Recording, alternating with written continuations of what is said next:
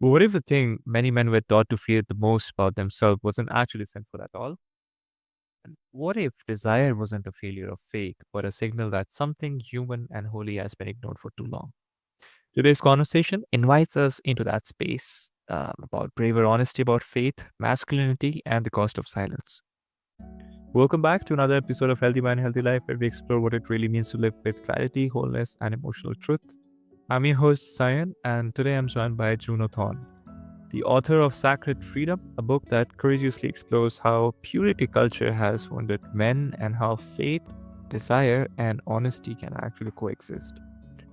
So, in this episode, I invite you all to join me about talking. We'll be talking about sexual shame, spiritual confusion, and why so many men did everything right and still feel broken. So, if you've ever wondered why marriage didn't fix the struggle or whether desire can be holy, this conversation is exactly for you. So, Juno, I welcome you to the show today, and it's a pleasure to have you here with me today. Thank you for having me. Likewise, wonderful. And, before we kind of get into the frameworks and the ideas, I'm curious as to what was the first moment when you realized that the faith story that you inherited about desire wasn't actually helping you live whole. So it wasn't really a moment. It was a series of, or just a long period of time where things didn't feel right. So, when I was young, I was taught that your desire for women, um, your attraction to them, that needs to be channeled towards your future wife. Right. And so the church told me that, this is a very special connection that you're going to have at some point in your life. And so you need to wait for that and keep your eyes on the prize. And so that's what I did. A lot of us, that we prayed for our future wives. We, anticipated that.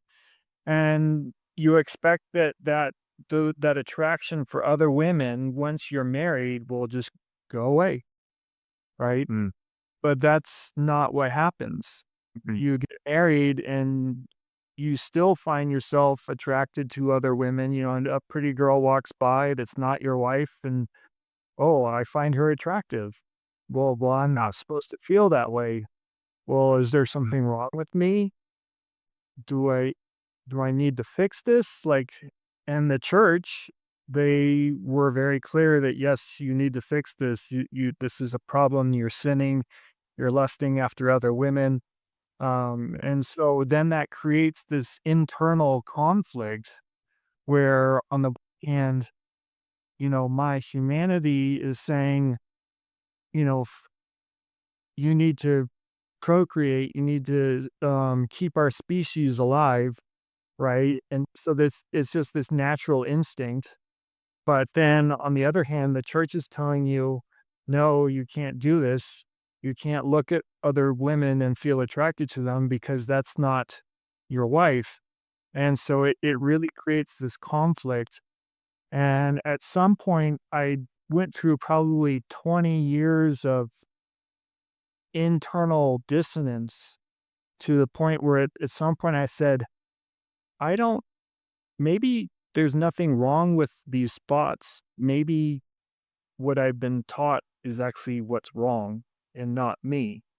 But there was no moment. That was just like a gradual progression, and yeah, it took a long time to get there.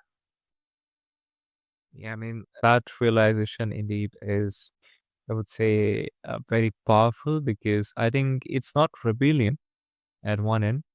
I would frame it as honesty because you're admitting the fact, right, that it's something natural. And I think that honesty often comes with a cost, right? So, I mean, many men grow up believing that lust is the problem, right? Full stop. But I'm curious as to what do you think purity culture gets the most strong about desire in men? Well, I think where purity culture goes wrong is that noticing beauty, noticing a beautiful woman, feeling Feeling attraction it. or what's that? Yeah. Yeah. Not appreciating the beauty is what you're trying to say, right? Well, what they are doing is they are saying that noticing beauty, feeling that attraction is itself sin, right? When I think what Jesus said and even Paul said originally in the Bible is that the sin actually occurs when you take that person and objectify them for your own selfish interests. And so there's a lot more middle ground for Mhm. being able to experience those feelings of attraction without concluding that, oh, I'm lusting, I'm sinning, and and so the purity culture, when they collapse that whole spectrum onto a singularity, what that does is then it causes them to demand that women cover up, dress modestly, because in their mind, women are now responsible for our actions, men's actions, which obviously to us, if you're thinking about it, sounds completely ridiculous, but that's exactly what they believe and they teach. Right. Instead of seeing desire as a danger, you're pointing it to as information. And that shift alone, it changes how a man relates to himself. And again, Juno, thanks for being so honest on this, viewpoint, because a lot of people would just go with the church says, right? But if we stay with that for a moment, if lust really isn't the root issue, what do you see underneath it for men who are generally trying to live faithfully? Uh, I think it gives them hope that and that they can actually exercise their ability as a man to feel attraction and not feel bad about it. When I first well, I started to question this and started to accept that maybe this is okay, I started to feel alive again. I started to feel like I was experiencing my full capacity as a man, because I'm allowed to appreciate the beauty that's out there. For so many years, so there's a book called Every Man's Battle that a lot of young conservative men have probably read. And it teaches you, when you notice a pretty woman to bounce your eyes and to avert your eyes so that you don't sin and lust after this woman. And so then you end up going your whole life not really appreciating the beauty that's out there.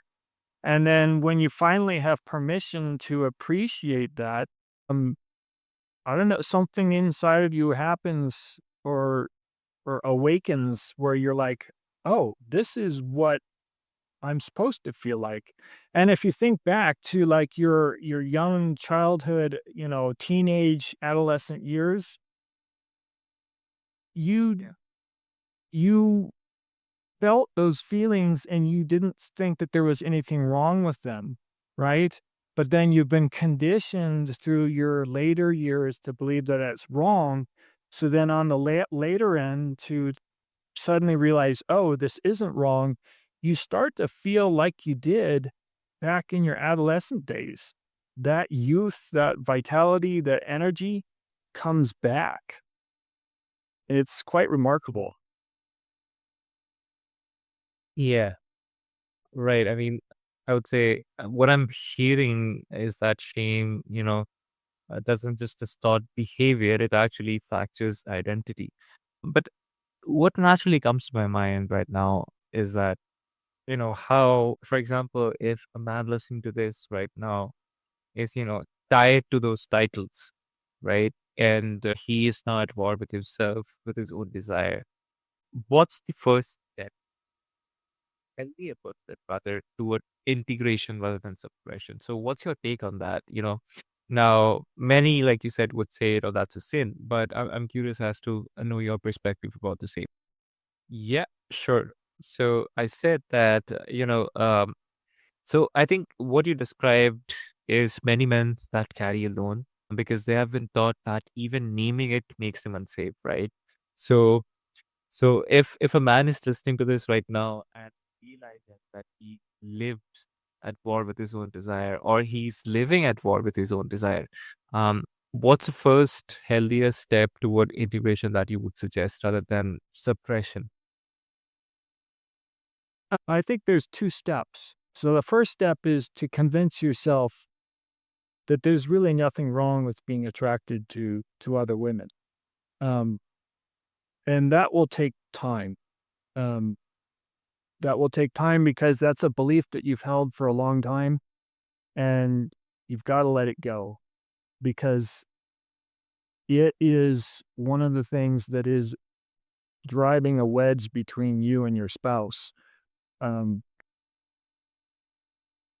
but the second thing is once you can accept that that attraction is okay, your body still believes that it's wrong. You've conditioned your subconscious to know or to believe that this is wrong, and so now you are then in conflict between your mind and your body. And so now what you have to do is you have to intentionally do things um, that make your body in those situations uncomfortable, but then you have to come out on the other side having realized, oh, nothing bad happened. And then you remove that conditioning from your body. And that takes time too. Um, so, like, it took a while for me to intellectually believe that there's nothing wrong with this attraction. That took probably a few years, right? But then I started to say, okay, well, if there's nothing wrong with this attraction, then if I see a pretty girl at the gym, right? Yeah. She's pretty. She looks really good, right? And allow myself to appreciate that. Now you can certainly go too far and objectify her and turn her into, you know, something of your own pleasure and self gratification. And then that point, you've turned her, removed her from being a human and turned her into an object, right? And Jesus clearly still calls that out. But that is the distinction. And and so when you can do that and you do that over and over and you can get through that and be like nothing bad happened. I didn't Mm. suddenly like have the desire to go cheat on my wife or anything like that. The world didn't end. Suddenly, slowly, then your body will start to recognize, oh, this is safe. This is okay. Um, and it's very freeing. Hmm. Yeah, that distinction in itself is a very, a huge thing that I mean, we should look out for because that approach feels less about fixing and more about befriending the self, your true self, right? And that's a very different, altogether, I would say, a very different spiritual posture. And what stand out for Christian, right, to be human in the process, because there's this always a kind of a constant war within your body that tells you exactly what your mind isn't right agreeing to, and that alone can obviously at times be very challenging to address. But I just want to end this on a much more open-ended side for the listeners who are listening to this who feels caught between their faith and their body. I want to ask or put this gently, that what part of yourself have you been trying to silence instead of understand? So Juno, would you like to take or like to say something about that? So when it comes to silencing parts of myself, Yeah. I would say that for a long time, I was actively silencing that inner voice that I'm attracted to other people and I need that to be okay. Um, and my freedom came about by recognizing that, oh, this is just a natural part of me, being human. And Mm. So then I stopped silencing that part. And I think that when you stop silencing yourself, that's when you finally start to feel alive again and fully human. You feel whole. And that's the freedom that I talk about in my book, Sacred Freedom. I love that. That's again a very, practical thing that he shared again. And right now it makes a lot more sense. So for all of you who are listening to this right now, folks, here is my key takeaway from this conversation. So desire isn't the enemy of faith, right? But like Juno said, silence is. And I believe that's the perfect note to wrap it off on Juno. So, before we hit the minute mark, would love to ask for all listeners who want to explore your work further and that watch your book Sacred Freedom or even buy it, where can they find you and your book at? Yeah, so you can find my book on Amazon. It's called Sacred Freedom by Juno Thorne. And then if you want to reach out to me, have questions, uh, you can reach me at junobthorne.com. And then I also have a Instagram account, Juno Thorne. Um, and yeah, I'd be happy to hear from you. Wonderful. Thanks for sharing, Juno. And to everyone, I'll be including the details in the show notes for you so you can check them out anytime at your convenience. And with that, we hit today's mark of this conversation. And honestly speaking, if today's conversation stirred something in you, let that be an invitation to something you always wanted to explore. Not a judgment, not anything against yourself, but a healing process that often begins with permission. Thanks again for spending this time with us on Healthy Mind, Healthy Life. And I want you to take a moment to reflect and share this episode perhaps with someone who might need it. And remember that boldness doesn't come by who you are, but by listening to yourself. This is Sayan, and I'll see you in the next one.